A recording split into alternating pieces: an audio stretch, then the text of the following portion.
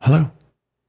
Right around the end of 2009, I made a decision to re-enter recovery, and so I became abstinent and stopped getting wasted. It's all good, right? Hello and welcome to another episode of Hug Me, I'm Insane. I'm your host, Perry Johnson, and today is a hot topic. Does abstinence equal recovery? I am going to give a short answer, and of course I'm going to give a long answer. The short answer is we're in recovery when we say we're in recovery. Now, I'm going to qualify that. We need to understand that addiction is a disease of insanity. We put things in our body that conspire to damage or kill us, or we engage in behaviors that go askew of our moral compass, and yet we continue to do those things. And so if we consider the definition of insanity as doing the same thing over and over and expecting different results, then addiction certainly qualifies as a disease of insanity. So does it make sense then to say that, well, I'm going to stop shooting dope, or I'm going to stop blackout drinking, or I'm going to stop smoking weed, or I'm going to stop gambling, or whatever your choice is, and then say I'm now in recovery? And the reason why I ask that question is because it's one thing for me to say, well, I'm going to cease behaving in a certain way, or I'm going to remove a certain part from my life that is no longer serving me. And that's all well and good, and sometimes that needs to happen. And in the case of addiction, well, we can't have recovery unless we at least start with abstinence. But in removing that thing, which is in essence a coping mechanism, a vacuum is created. And so I was taught that in order to address that vacuum, I need to replace it with something positive, something that is in my best interest. And that's different for everybody and up to the individual what they want to define that to be. But I know for myself, abstinence in the beginning was me being successful in recovery. There's no doubt about that. And so I would qualify this statement by saying it depends where you're at in your recovery. Today, in my experience and in my journey, recovery is so much more than just abstinence. Abstinence was the beginning of how I now conceptualize my recovery. But recovery to me is the continued journey of my inner work and the deepening of my spirituality, with the aim of the pursuit of self-actualization, of having purpose, of having a reason to be walking around on this planet.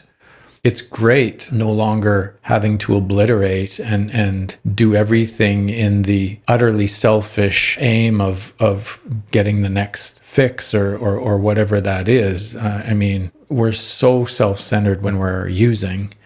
And so I don't know, I mean, if anybody's heard the term dry drunk, that encapsulates why merely being abstinent is never going to be enough for me. And the reason is that I wasn't obliterating, I wasn't choosing to shoot dope or smoke rock or blackout drink or whatever it was just for shits and giggles. I mean, I was an addict, but I'm also not stupid. I understand that at the end of the day, inevitably and invariably, those things are self-destructive. It's just that the way that they dealt with the pain that I was in balanced the equation more towards the using than to the common sense. And besides of which, active addiction is a part of the brain that's been activated that doesn't respond to reason anyway. It's actually a different part of the brain, which is why it can be so hard for many people to stop, because our prefrontal cortex, which understands that we're in peril and that if we continue on this path, it may be to our detriment. It's definitely to our detriment, but it also may result in our demise. That part of our brain is separate from the older part of the brain that controls emotion, and that's the part of the brain where addiction resides. And when that part is activated, it's like a big angry baby that wants its susu, and it will stamp its feet until it gets its susu and hijacks the newer part of the brain.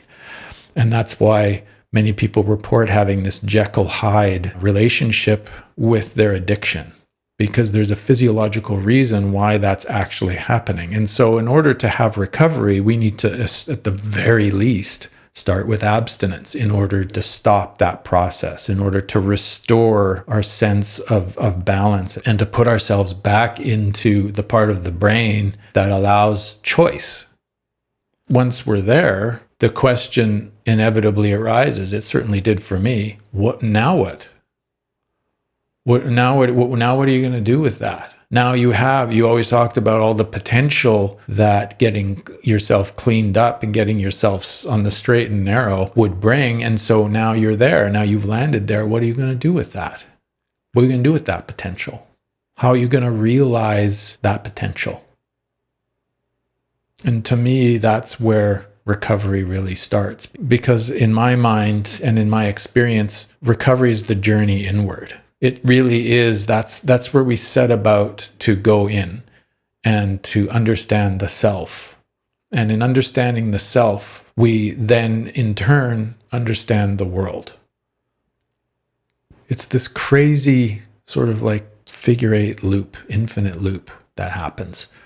And I wouldn't give it up for anything, but there's no way that I would have what I have today. I wouldn't have achieved the level of peace and serenity and manageability that I do have today, and self-awareness and self-love, if I hadn't been using the tools and continuing the willingness to go in and uncover those parts of myself that are holding me back, and uncovering those parts of myself that are keeping me small, and being willing to heal the traumas and to root out and to expose, to shine the light of consciousness on all the default stories that I've been telling myself all of my adult life.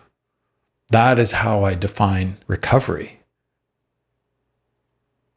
So to get back to the question, does abstinence equal recovery? The way that I would answer that is yes.